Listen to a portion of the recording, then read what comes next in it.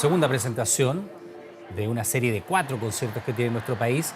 Y es un momento oportuno también para empezar a pensar qué va a pasar con la flexibilización de medidas sanitarias a partir del 1 de octubre en el rubro de la cultura, de las artes, de las presentaciones escénicas. ¿Qué va a pasar con los aforos? Bueno, hay varios que ya están sacando algunas cuentas alegres. Vamos a hablar de este tema y estamos junto a la ministra de la Cultura, Julieta Brodsky, a quien le damos la bienvenida a Noticias 24. Ministra, ¿cómo está? Buenas tardes. Buenas tardes, Iván. Muy bien, ¿y tú? Gracias por estar acá. Pues primero que nada, contentos de poder volver a disfrutar de los escenarios sin los aforos. Primero que nada, ¿cómo se toma en el sector esto? Bueno, con mucha alegría, obviamente. Este es un anuncio muy esperado. Más allá de los aforos, que ya era un tema que habíamos estado trabajando previamente con salud, y habíamos logrado ampliarlo e incluso llegar al 100% de aforos en la fase verde. Este escenario de apertura nos permite otras cosas que también son importantes para el sector cultural, como por ejemplo no tener que solicitar el pase movilidad para las personas que ingresan a los recintos culturales o a los espectáculos masivos, que ya estaba generando cierto ruido, ¿no?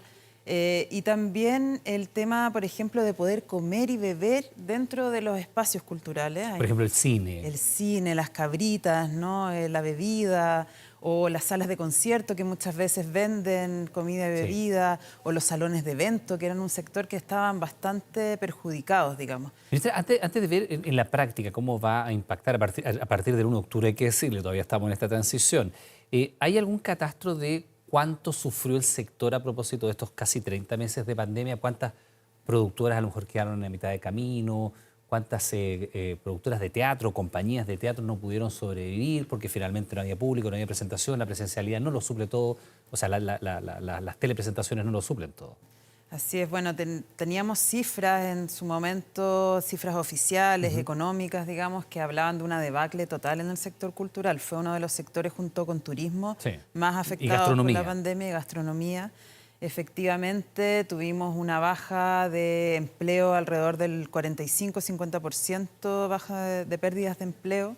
Y tuvimos también muchos problemas a nivel de cierre de espacios, obviamente. O sea, creo que el sector cultural en casi su totalidad, excepto el que dependía directamente, digamos, del Estado, el que estaba financiado por el Estado, tuvo pérdidas terribles. Y estaban prácticamente todos en una situación de desempleo, vulnerabilidad. Sí, de hecho, es un sector, ministra, donde reina mucho la informalidad.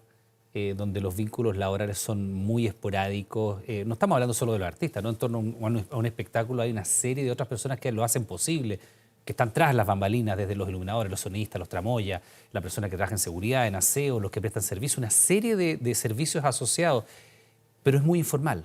¿Qué se saca como lección de todo esto? Porque efectivamente el golpe de la pandemia permitió a muchos sectores sobrevivir porque tenían formalidad en el trabajo y podían de esa manera, no sé, acceder a subsidios, abonos, en fin. Pero quienes no tenían ese vínculo laboral terminaron haciendo otras cosas, teniendo que, vamos a decirlo bien jovialmente o coloquialmente, rascándose con sus propias uñas muchas veces. Sí, así es. Bueno, el sector cultural siempre ha sufrido eso, o sea, es una precariedad estructural que con la pandemia se vio reflejado o se vio profundizada. Pero la verdad es que es un sector que justamente hay mucho trabajo independiente, por cuenta propia, ¿no? Que muy dependiente de los subsidios públicos. Entonces, efectivamente, ahí se demuestra la fragilidad del sector y la necesidad de un Estado fuerte, de un presupuesto estatal fuerte, ¿no? De programas estatales que permitan llegar y dar sostenibilidad a los espacios, porque no basta solo con un fondo concursable, ¿no? Sino también poder efectivamente financiar que los espacios se sostengan, que se mantengan los equipos. Y ahí en el Ministerio hemos estado avanzando fuertemente en eso.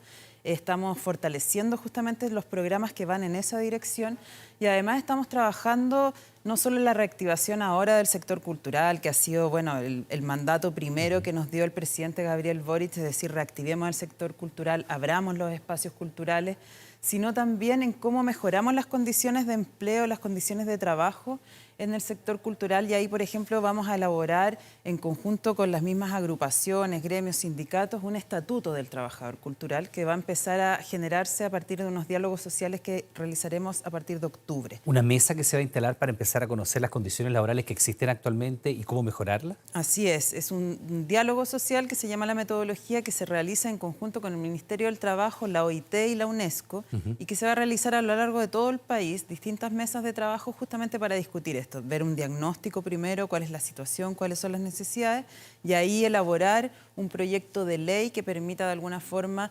normar mejor esto, generar una normativa adecuada a las condiciones actuales del sector. Ministra, se demoró la apertura y de hecho los empresarios asociados, sobre todo a los espectáculos nocturnos, se quejaban de que la gente podía ir a los malls, la gente podía ir a los estadios, la gente podía hacer una serie de actividades, pero no podía ir al cine, no podía ir al teatro, no podía ir a los espectáculos nocturnos, no podía ir a las discotecas porque estaba todo eso cerrado. ¿Por qué fuimos tan reticentes en abrir eso cuando veíamos que en países vecinos uno veía los conciertos masivos, sin mascarillas, sin restricciones? Y aquí fuimos un poco más rígidos que en el resto del continente. Los resultados sanitarios nos acompañan, pero también por el otro lado, porque esto tiene más de un lado, el impacto económico en el sector fue mucho más grave. Bueno, nosotros cuando iniciamos el gobierno sentíamos que en el periodo anterior se había tenido una suerte de discriminación con el sector cultural, porque fueron los primeros en cerrar sin ninguna justificación, mientras otros espacios, justamente como los malls o otros sitios, mantenían abiertos. Entonces, primero decidimos salir de esa discriminación, generar protocolos específicos para el sector cultural que atendieran también las evidencias científicas que existían de que no habían mayores contagios, no había mayores riesgos, sobre todo cuando uno mantiene el uso de mascarillas y todo ello, ¿no? Efectivamente pudimos ir abriendo paulatinamente a medida también que los indicadores iban mejorando, que la situación de la pandemia iba, digamos, disminuyendo. Y la verdad es que nosotros lo primero prácticamente que hicimos fue abrir los espacios culturales. Luego vino una ola de contagio y tuvimos que retroceder un poquito con las fases más restrictivas. Pero ya en los últimos meses ya teníamos los aforos al 100%, o sea, ya en fase verde teníamos aforo al 100%. En ese sentido ahora esta etapa de escenario de apertura no afecta tanto el tema de los aforos porque estos ya estaban funcionando al 100%. Pero sí, por ejemplo, algo que hemos destacado mucho hoy día, que es el tema de las mascarillas. O sea, el tema de las mascarillas, pese que no se acaban las mascarillas para siempre, pero ahora no es obligación usarlas en los espacios culturales. Y eso es importante para los artistas poder ver también a su público, cómo se emocionan, cómo reaccionan también a lo que ellos les están mostrando, a todo lo que esa emoción, esa entrega que hacen los artistas también. Entonces era importante también para los niños que asisten a actividades culturales, que asisten a museos, ¿no?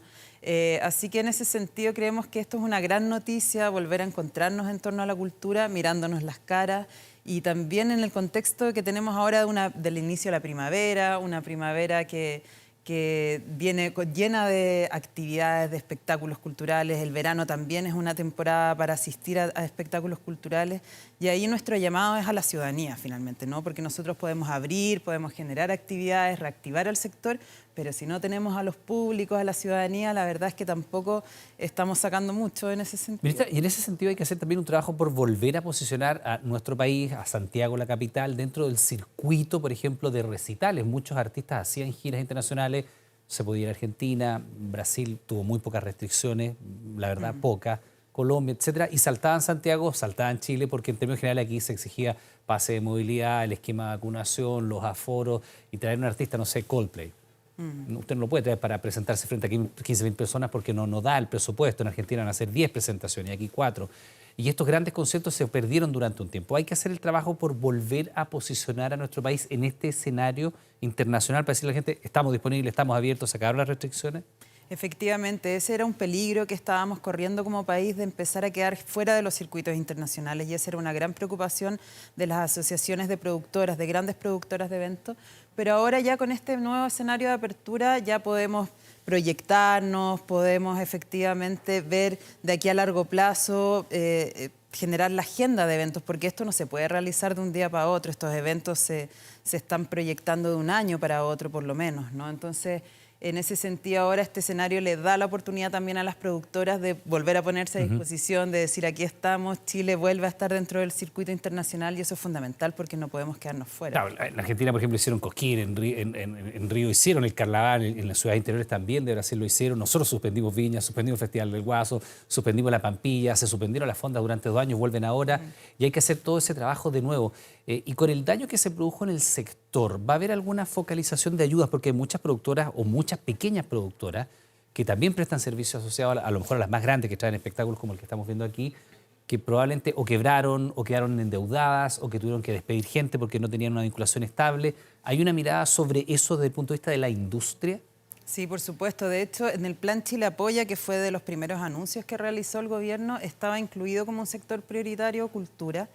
Y ahí hemos estado trabajando no solo en la apertura, digamos, de espacios, sino también con el Ministerio de Economía hemos abierto fondos específicos para la industria cultural, en Corfo también, distintos, digamos, concursos y fondos que van dirigidos a distintos tipos de empresas, asociaciones gremiales, cooperativas, etcétera. Y también dentro de nuestro propio ministerio hemos puesto en acción, digamos, un plan de reactivación cultural regional.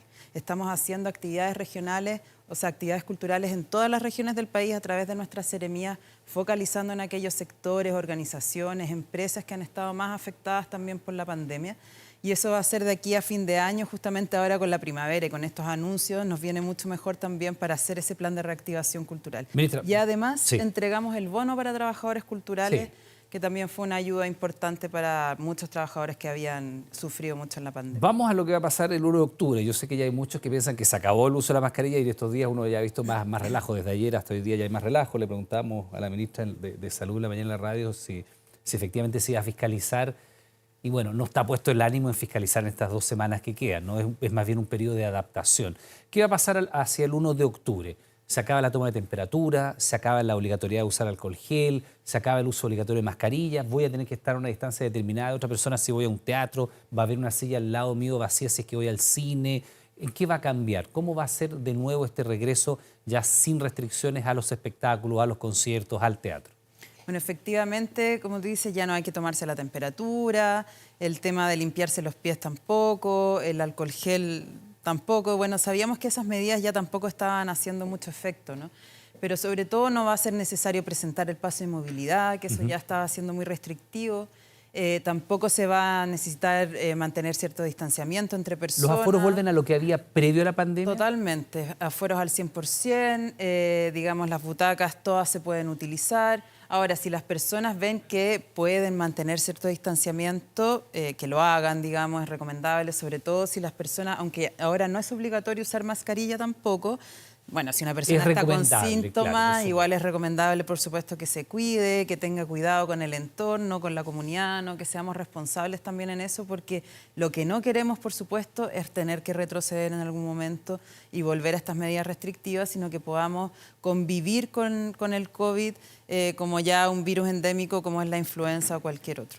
Ministra, finalmente, desde el punto de vista del ingreso de artistas a nuestro país, ¿se eliminan todas las restricciones para ingresar al país, los esquemas de vacunación, los pases, el C-19? Nada de eso ya corre. El C-19 no, pero sí se está pidiendo un esquema de vacunación o... Con las 2 vacunas que son consideradas obligatorias, no con este refuerzo que tenemos nosotros. Claro, con las 2, pero o puede ser también un test, digamos, con 24 horas de antelación. De antelación, digamos. O sea, si no tienes esquema de vacunación, con un test previo, digamos, puedes pasar sin ningún problema. Y también se van a seguir haciendo test aleatorios en los aeropuertos, pero solo al 5%.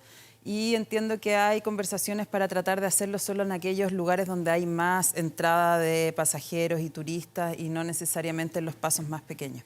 Bien, pues ministra Julieta Gross, que le damos las gracias por estar junto a nosotros, que tenga una buena tarde, muy amable. Muchas gracias, Iván.